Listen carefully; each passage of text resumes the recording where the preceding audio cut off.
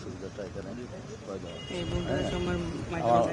সব কিছু ঠিকঠাক থাকলে ইনশাআল্লাহ ঐতিহ্যবাহী শাহী ঈদগাহ ময়দানে এবারে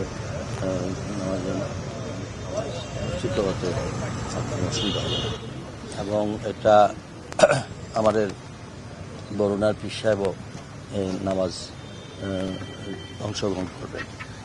একটা বিষয় মাননীয় মন্ত্রী, এটা হচ্ছে যে বিগত সময়গুলোতে আমরা দেখেছি যে ঈদ আসলে নানা অস্থিরতা থাকে,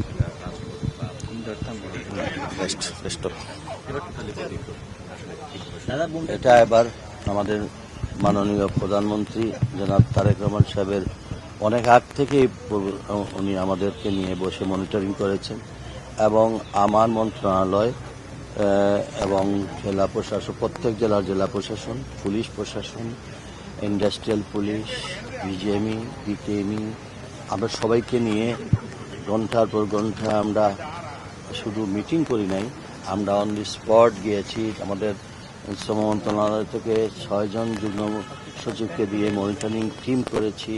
প্রত্যেকটা মিল কারখানায় মালিকরা অনেক সময় সরে গেছিলেন, তাদেরকে এনে শ্রমিকদের বেতন আমরা দিতে সক্ষম হয়েছি। শুধু বেতন নয়, তাদের বোনাসটাও পর্যন্ত আমরা কমপ্লিট করেছি। যেসব কারখানা ছোটো ছোটো কারখানা যেগুলো, এগুলোর জন্য অনেক মালিক পাওয়া যায় না, বিগত দিনে তারা বেশ কয়েক মাস বন্ধ ছিল, কয়েক বছর খানিক বন্ধ ছিল, সেই সব মিলেও আমরা শ্রমিকদের বেতন আমরা দিতে সক্ষম হই।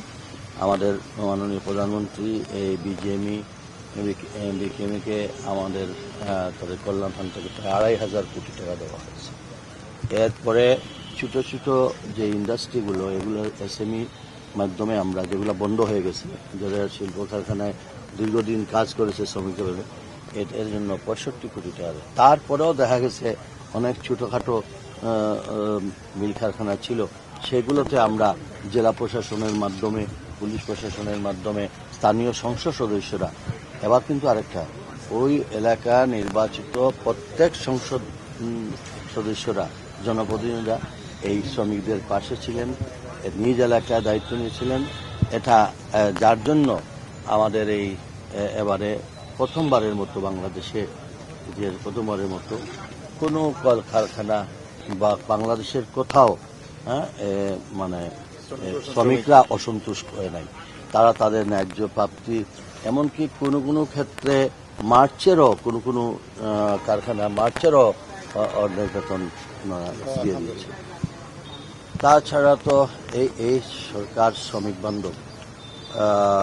আপনারা দেখেন প্রবাসের এই যে যুদ্ধকালীন সময়ে যারা মৃত্যুবরণ করেছে তাদের লাশ আমরা আনতেছি, তারপরে তাদের প্রণোদনা যেগুলো দেওয়ার, আমরা সব ধরনের লাশ আনার খরচ থেকে শুরু করে আমরা তার পরিবারের সদস্যদেরকে, তাদের বাচ্চা কাচ্চা, তাদের আমরা সব ধরনের সহযোগিতা এবং প্রধানমন্ত্রীর পক্ষ থেকে তাদের ঈদের শুভেচ্ছার স্বরূপ তাদেরকে সর্বাত্মক সহযোগিতা করা হচ্ছে। স্থানীয়ভাবে জেলা প্রশাসনকে বলা হয় যাদের ভিটামাটি পর্যন্ত নেই, তাদেরকে আমরা সেই ধরনের ব্যবস্থার জন্য আমরা পদক্ষেপ নিয়েছি। তাদের বাচ্চাদের লেখাপড়ার জন্য 2,000 টাকা করে প্রতি মাসে, যাদের বাচ্চা স্কুল কলেজে আছে অনলাইন, তাদের লেখাপড়ার সুযোগ করে দেওয়া হয়েছে। তাছাড়া আমরা এই যারা ওইখানে উইন্ডেড, তাদেরকে আমরা বিভিন্ন হসপিটালে রেখে চিকিৎসার ব্যবস্থা করা হচ্ছে। এমনকি একটা মনিটরিং সেল গঠন, প্রত্যেকটা মিশনের সেল গঠন করা হয়েছে আমাদের, যাতে আমাদের প্রবাসীরা কোথাও কোনো অসুবিধার হটলাইনের মাধ্যমে একে অপরের। আরেকটা জিনিস হলো, দুর্ভাগ্য হলো এই সুযোগে কিছু মিসক্রিয়েন্টগুলা, যেমন আমরা শুনতেছি বাঙালি হয়েও, এটা খুব দুঃখজনক যে তারা কিছু বাঙালিরে জিম্মে করে আবার ফোন করায়। আমরা এদের রুট বের করেছি, আমরা এখন ওদের ফ্যামিলির উপর আমরা এখানে প্রেশার দিই যে তোমার একে বারণ করো। এছাড়া এই পর্যন্ত ধর কালকে একজন মারা গেছে, মারা গেছে, সে টাঙ্গাইলের সম্ভবত। আমাদের অফিস থেকে আমাদের সিনিয়র সচিব সহ এরা সবাই ওইখানে ইউনিয়নের সঙ্গে কথা বলেছেন, পরিবারের সকলের সাথে কথা বলা হয়েছে। লাশ হয়তো শুক্রবার আগামীকালকেই সম্ভবত আসতে পারে। এটা আসলে তার বাড়ি পর্যন্ত পৌঁছে দেওয়া হবে। তো এই সরকার প্রবাসীদের যারা যারা আমাদের রেমিটেন্স যোদ্ধা তারা যেন মনে করেন তাদের দুঃসময়েও এই সরকার তাদের পাশে আছে। এবং আরেকটা দিন দেখেন, শুধু আপনারা শ্রমিকদের কথা বলতেছেন, এবার ঢাকা থেকে বা বিভিন্ন শহর থেকে গ্রামের বাড়িতে যারা মানুষ যায় সেখানেও তো যাতায়াতের কোনো অসুবিধা হয় নাই। আমাদের প্রত্যেকে যেভাবে প্রতিদিন যাওয়া যায় সেইভাবেই গিয়েছে। কাজে এটার জন্য উনি আগের থেকেই মাননীয় প্রধানমন্ত্রী প্রত্যেকটা জেলায় যেসব বাস মালিকদেরকে এনশিওর করেছেন যে মালিকরা থাকতে হবে, যাতে আমাদের পরিবহনের কোনো ধরনের যেন ব্যত্যয় না ঘটে। তো এটা উনি আগের থেকেই প্রিপারেশন নেওয়ার কারণে শৃঙ্খলাভাবে সারা দেশে আজকে লঞ্চে বলেন, বাসে বলেন, ট্রেনে বলেন, সব জায়গায় মোটামুটি আপনারাই তো মিডিয়ার মাধ্যমে সেটা প্রকাশ হয়েছে। তো দোয়া করেন আমরা আমাদের উপর যে মানুষের যে প্রত্যাশা, সেই প্রত্যাশা যেন পূরণ করতে আল্লাহ তাআলা আমাদেরকে সাহায্য করেন।